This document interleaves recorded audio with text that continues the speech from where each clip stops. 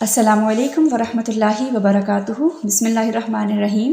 رب اشرح لی صدری ویسر لی امری واحلل عقدۃ من لسانی یفقہوا قولی۔ پارہ نمبر 20۔ علم چاہنے والا کبھی سیر نہیں ہوتا، یعنی وہ کبھی سیر ہو ہی نہیں سکتا۔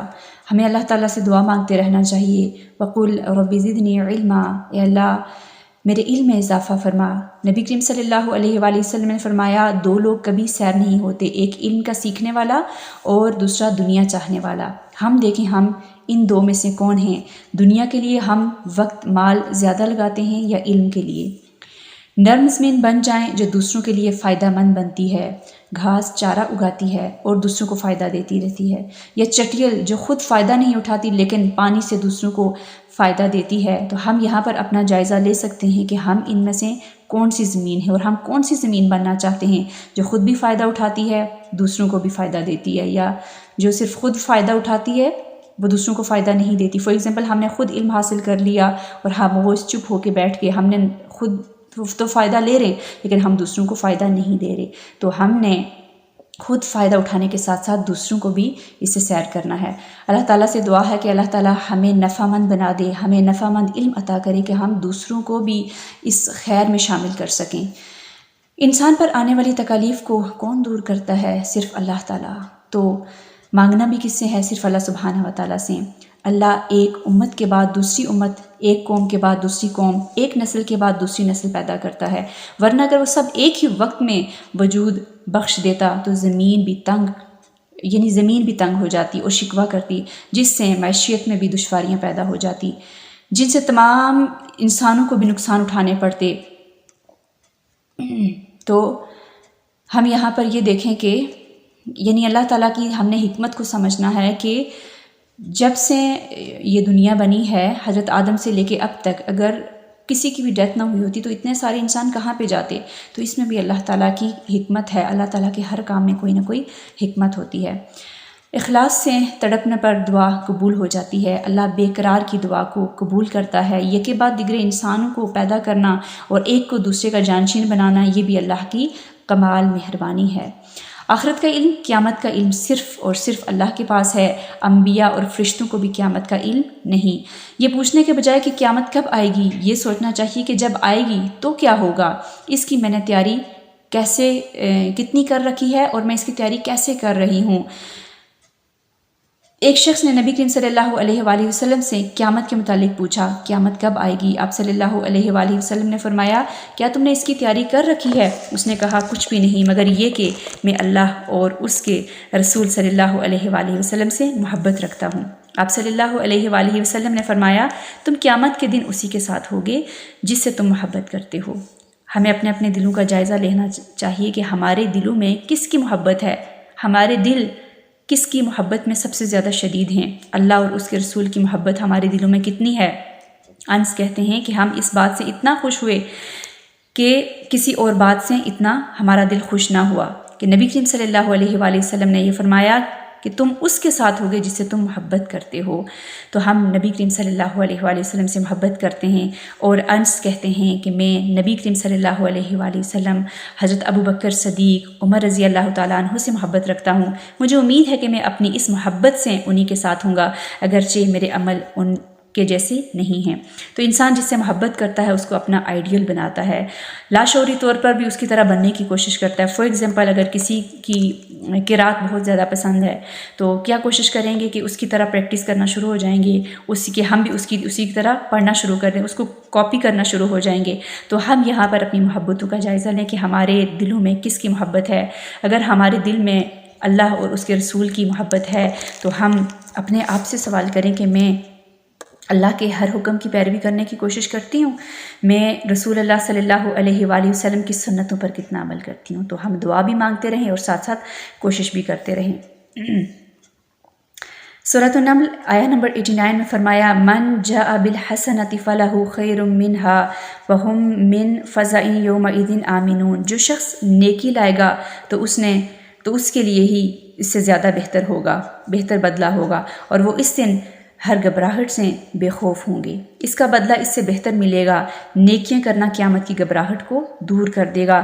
جب اولاد، والدین، دوست سب ساتھ چھوڑ دیں گے تو انسان کے ساتھ اس کا اپنا ہی عمل اس کے ساتھ ہوگا جو اس کو فائدہ دے گا۔ تو ہم سب کو بھی اچھے عمل کرنے کی فکر کرنی چاہیے، آگے سے آگے بڑھتے چلے جانا چاہیے، کاموں کو ڈیلے نہیں کرنا کہ ہم کل پر چھوڑ دیں کہ ہم کل کر لیں گے، یا پھر کافی نہیں سمجھنا کہ بس میں نماز پڑھتی ہوں کافی ہے، میں نے قرآن کی تلاوت کر لی کافی ہے، میں نے کوئی اچھا کام ایک کر لیا کافی ہے، نہیں، بلکہ بہتر سے بہترین کی طرف جانے کی فکر کرنی اور اللہ تعالیٰ سے دعائیں مانگتے رہنا ہے۔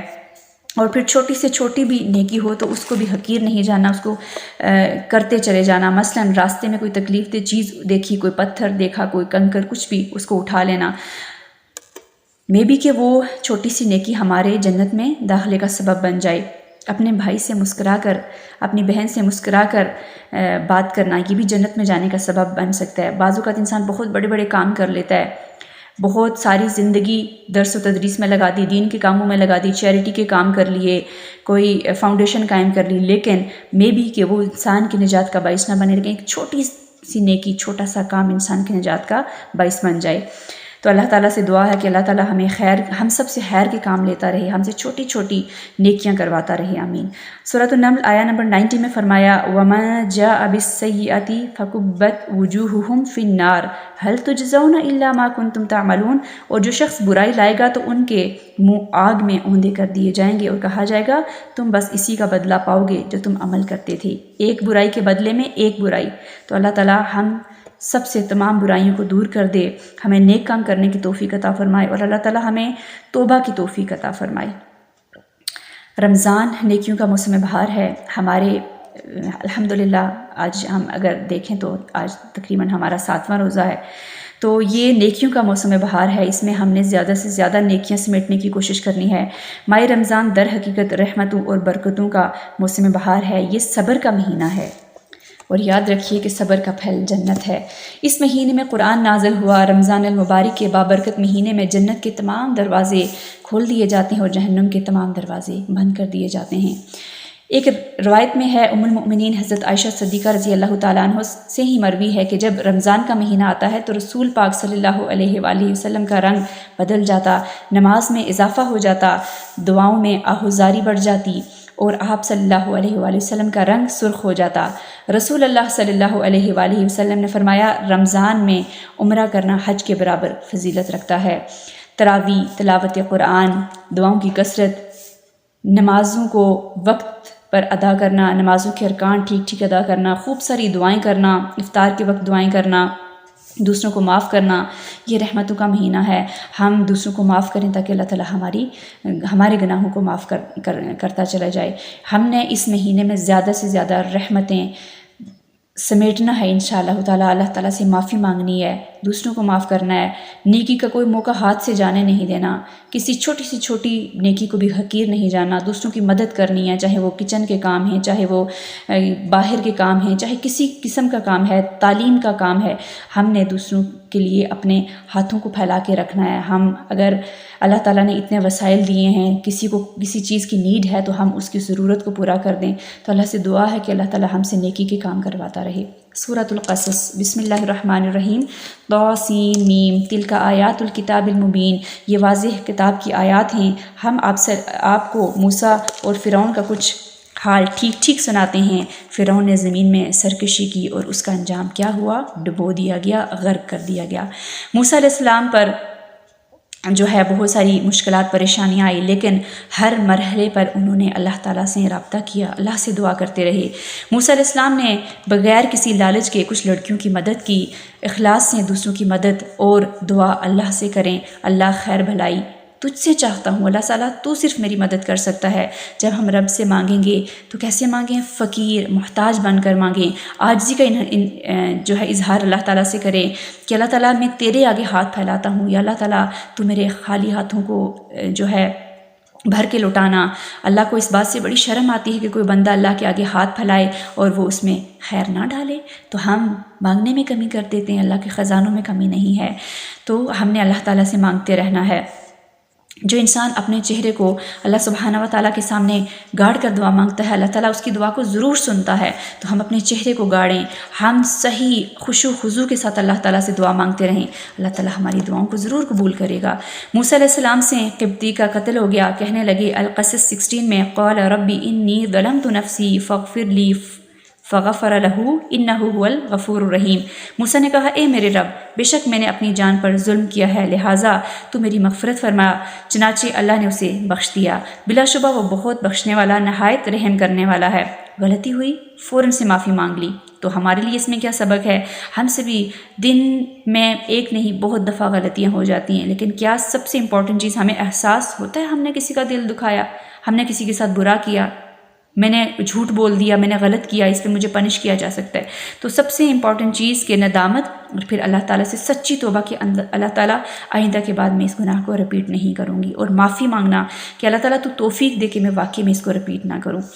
نیکی کے کسی کام کا پتہ چلے فوراً کر گزریں، معلوم نہیں وہاں سے کیا اپرچونٹی مل جائے۔ ہم بعضوں کا ڈیلے کر رہے ہوتے، کل کر لیں گے، یہ نہیں کرنا چاہیے۔ نہ کریں، ٹال مٹول، کل کے اوپر ڈالنا، آئندہ ہم کل کر لیں گے، ایسا نہیں، بلکہ فوراً کر گزرنا، یہی عقل مندی ہے۔ ہماری زندگی میں کل کا ایک لفظ یاد رکھیے کہ بہت بڑا دھوکہ ہے، کہ ماضی میں ہمیں اس بات کا تجربہ ہوا ہے کہ آنے والا کل جو ہے وہ ایک اور نئی کل میں خود بخود، کیونکہ ماضی میں ہمیں اس بات کا تجربہ ہوا ہے کہ آنے والی کل ایک اور نئی کل میں خود بخود تبدیل ہو جاتی ہے، اور انسان کے اہم کام ویسے کے ویسے ہی رہ جاتے ہیں۔ تو ایک مومن کے لیے شیطان کا سب سے بڑا جو حربہ ہے وہ اس کو سبز باغ دکھاتا ہے، اور وہ کہتا ہے کہ یہ کام کل کر لیں گے، جبکہ وہ کل پھر نہیں آتا۔ اور اس لیے یہ بہت امپورٹنٹ چیز ہے کہ ہمیں جو بھی نیکی کا خیر کا کام ملے ہم اس کو فوراً کر گزریں، کل پر نہ چھوڑیں۔ محسنین کا اجر کیا ہے؟ وہ جنت ہے۔ ان کو 2 بار اجر دیا جائے گا کیونکہ انہوں نے صبر کیا اور وہ بھلائی کے ساتھ برائی کو دور کرتے ہیں۔ محسن برائی کا بدلہ بھلائی سے دیتے ہیں، تکلیف برداشت کر کے، اچھی بات کر کے سچویشن کو نارمل کر لیتے ہیں۔ ہمارے اوپر بھی تکلیف آتی ہے نا، ہم اس سچویشن کو کیسے نارمل کرتے ہیں؟ اپنے اندر بھی گناہ ہو جائے تو برائی کے بعد اچھائی کر لیتے ہیں، نیکی برائی کو مٹا دیتی ہے۔ ان الحسنات یذہبن السیئات۔ اور دوسرا لوگوں کے ساتھ کوئی معاملہ پیش آ جائے تو الجھتے نہیں ہیں، بحث نہیں کرتے، بلکہ کیا کہتے ہیں وَإِذَا خَاطَبَهُمُ الْجَاهِلُونَ قَالُوا سَلَامًا، معاف کر دیتے ہیں، صبر کرتے ہیں، درگزر کرتے ہیں، بحث مباحثہ نہیں کرتے۔ یاد رکھیے اللہ تعالیٰ سے ہر وقت ہمیں دعائیں مانگنی چاہیے، اللہ سے خیر کی دعا کرتے رہنا چاہیے۔ اللہ جس کو چاہے چن لے اور اس سے اپنے دین کا کام کروا لے۔ ہم اللہ تعالیٰ سے دعا مانگتے رہیں، اللہم استخدمنی ولا تستبدلنی، کہ اللہ مجھ سے اپنے دین کا کام لیتے رہنا اور مجھے تبدیل نہ کرنا، میں چھوڑ دوں اس کام کو، ایسا نہ ہو کہ میں اس کام کو چھوڑ دوں اور کوئی اور یہ کام کرے، کوئی اور کرے سو کرے، لیکن میں اس کام کو نہ چھوڑوں۔ اللہ تعالیٰ تو مجھے اس کام پہ استقامت دے، یہ خیر کا کام مجھ سے لیتا رہے اور یہ خیر میری وجہ سے دوسرے لوگوں تک پہنچتی رہے۔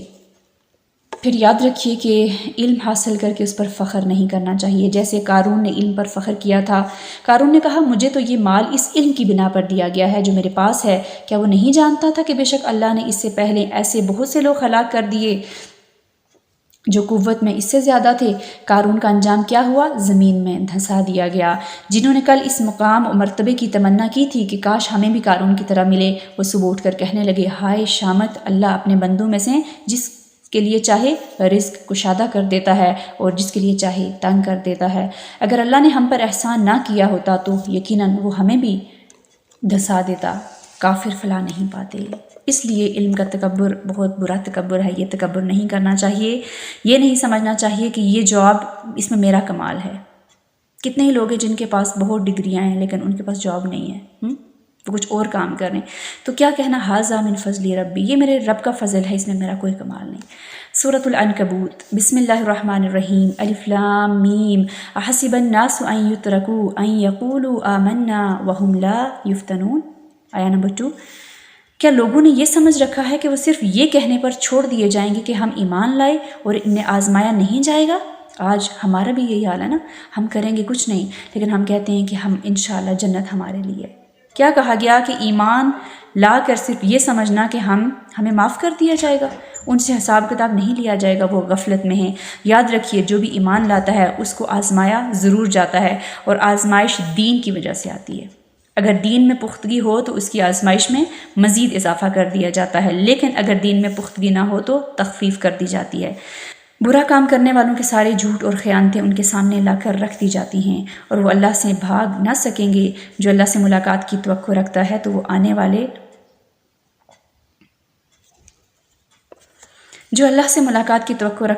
وقت آنے والا ہے۔ اللہ سے ملاقات کا شوق ہونا چاہیے اور اس کی فکر ہونی چاہیے، اللہ کے دیدار کا سوال کرنا چاہیے، دعا مانگتے رہنا چاہیے۔ اللہم اسألک حبک، اللہم اسألک لذۃ النظر الی وجہک، اے اللہ میں تجھ سے تیری محبت کا سوال کرتی ہوں، یا اللہ میں تیرے چہرے کی طرف دیکھنے کی لذت کی آرزومند ہوں۔ تو ہم اللہ کے دیدار، کیا ہم سب اللہ کا دیدار کرنا چاہتے ہیں؟ اوبویسلی ہر کوئی کرنا چاہے گا، تو اس کے لیے کیا کرنا ہوگا؟ حیا، ہر طرح کی برائی سے بچنا، زمین پر عاجزی والی چال چلنا، دوسروں کے ساتھ اچھے معاملات کرنا، یعنی اپنی زندگی کو اس طرح گزارنا جیسا کہ ہمارے اللہ کا حکم ہے اور جیسا کہ ہمارے نبی پاک صلی اللہ علیہ وآلہ وسلم کی سنت ہے۔ کیا ہم اپنے گناہوں کے ساتھ دوسروں کے گناہوں کا بوجھ تو نہیں اٹھا رہے؟ بڑا اہم سوال ہے۔ جو شخص کسی برے کام کا آغاز کرتا ہے، اس کا رواج ڈال دیتا ہے، تو جو قیامت تک اس کی پیروی کرتے رہیں گے، ان کے گناہ کا ایک حصہ شروع کرنے والے کے حصے میں آ جائے گا۔ جیسے عمر ابن لحی کی مثال ہے کہ اس نے سب سے پہلے مکہ میں بت پرستی کا کام شروع کیا، تو تا قیامت جتنے بھی لوگ بت پرستی کریں گے، اس کا ایک حصہ عمر ابن لحی کے حصے میں جائے گا۔ اسی طرح سے ہم روزمرہ زندگی میں اگر کوئی ایسا گناہ جاریہ کا کام کریں، فار ایگزامپل خود سانگ سن رہے ہیں، دوسروں کو بھی شیئر کر دیا، دوسروں کو بھی ریکمنڈ کیا، تو جس چیز نے سنا وہ برائی کا ایک حصہ ہمارے حصے میں آ جائے گا۔ اسی طرح کوئی مووی دیکھ رہے ہیں، کوئی ڈرامہ دیکھ رہے ہیں، دوسروں کو بھی ریکمنڈ کرنا کہ آپ بھی اس کو ضرور دیکھنا۔ انسان جو ہے وہ خود قبر میں ہوگا، لیکن اس کا وہ جو گناہ جاریہ چل رہا تھا اس کی وجہ سے اس کو عذاب قبر ہو سکتا ہے، تو اس چیز سے بچنا ہے۔ اب دیکھیے کہ ہم خود برے کام کر کے جہنم اپنے لیے تیار کر رہے ہوتے ہیں، لیکن ہم اپنے ساتھ اپنے پیاروں کو کیوں اس میں گھسیٹ کے ساتھ لے کے جانا چاہتے ہیں؟ اچھے کام کریں، دوسروں کو یاد کریں، لیکن برائی میں دوسروں کو یاد نہیں کرنا، بلکہ اللہ تعالیٰ سے معافی مانگنی ہے کہ اللہ تعالیٰ اس سے پہلے جو غلط کیا وہ ہو گیا، اللہ تعالیٰ تو آئندہ کے لیے توفیق دے دے، تو ہدایت دے دے، تو سیدھی راہ پہ مجھے ڈال دے۔ تو اللہ تعالیٰ کے خزانوں میں تو کوئی کمی نہیں ہے نا، وہ دینے پہ قادر ہے۔ ایکشن پوائنٹس دیکھ لیتے ہیں۔ عقیدہ درست ہونا چاہیے۔ بندہ جتنا عمل کرتا ہے اللہ اس سے بڑھ کر ثواب دیتا ہے۔ قرآن مومنوں کے لیے رحمت ہے۔ حیا دین کا امتیازی نشان ہے۔ اللہ کو بہت پسند ہے کہ اللہ تعالیٰ سے صرف مانگا جائے۔ رمضان نیکیوں کا موسم بہار ہے، اور آپ صلی اللہ علیہ وآلہ وسلم دن میں 70 سے 100 بار استغفار کرتے تھے، تو ہمیں بھی استغفار کو اپنی روٹین میں شامل کر لینا چاہیے۔ جزاکم اللہ خیرا کثیرا۔ سبحانک اللہم و بحمدک، اشہد ان لا الہ الا انت، استغفرک و اتوب الیک۔ السلام علیکم ورحمۃ اللہ وبرکاتہ۔